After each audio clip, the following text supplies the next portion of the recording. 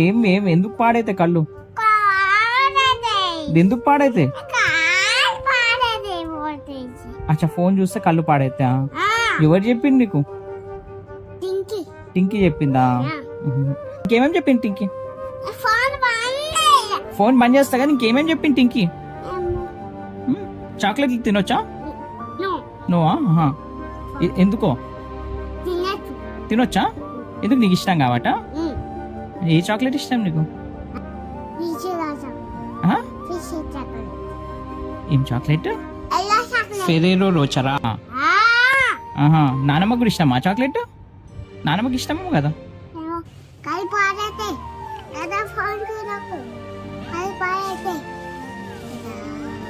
ఎందువల్ల పాడైతే? ఫోన్ చూస్తానా?